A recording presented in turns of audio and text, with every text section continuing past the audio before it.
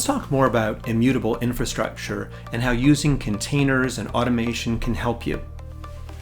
When you deploy fully baked images of your software in containers, you know that what's running on the server is the same as what you've tested. You're not worried that old and different versions of libraries or components are going to be integrated at the last moment with your software. After your software is deployed, it starts interacting with the other components that are on the server.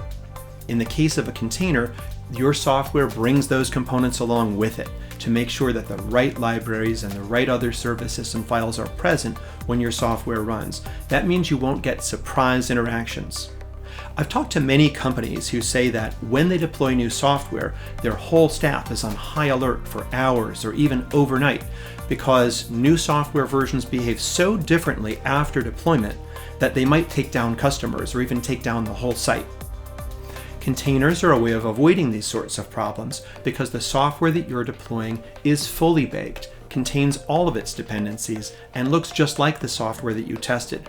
If it worked and was secure in testing, you can have pretty high confidence that it's going to work and be secure in production. But the most common way that software fails in production is through problems with scalability. A piece of software that works fine under low load may not work fine under high load. As a result, production services need to be built on an infrastructure that allows them to scale up dynamically. That means it's absolutely critical that the process of bringing up a new server, loading it with your software, getting it running, and integrating it with the rest of your virtual private cloud or your cluster all happens in an automated, on-demand way. If you've got your infrastructure to this point, not only will your testing be easier, but this allows you to scale up your application anytime you need to.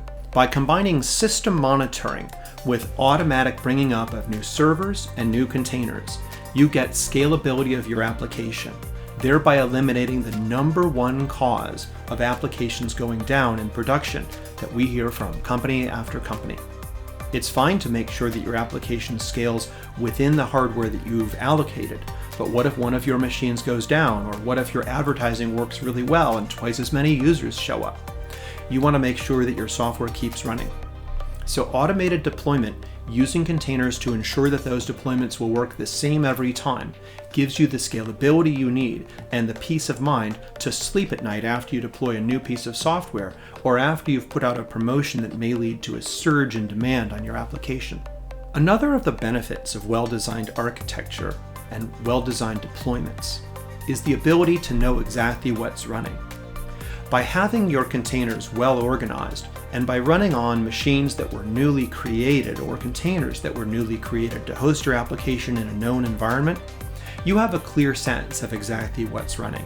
Each container brings along with it the components it needs. That means when you monitor your system and you say, I have 5 copies of this container running, you know that they're going to be the same, and you know what the capabilities of each one will be. It's even better if you also automate the creation of virtual machines so that you know that those images are running on machines which are in every sense the same as one another. Our goal here is to minimize unpredictability of deployments so that when tests run, production runs, and so that when production runs under low load, production runs under high load. And when production runs today, you can be confident that same production will keep running tomorrow. I want to talk a little bit more about the culture of DevOps. DevOps is the idea of bringing together engineering and development of new applications with deployment and operations. Historically, a lot of companies wonder why their IT department can't get more done. And if you go and spend time with the IT department, what you learn is people are running around just trying to keep things working. Well, that doesn't sound like a well-designed situation, and it's not. Like everything else in the world of business or the world of technology, we've gotten to where we are in IT through a series of evolutionary steps. That puts us through some awkward phases, and a lot of companies are in those awkward phases right now. It's critical that we get past the difficult, awkward early stages of trying cloud computing into a world where cloud computing is reliable, stable, and predictable.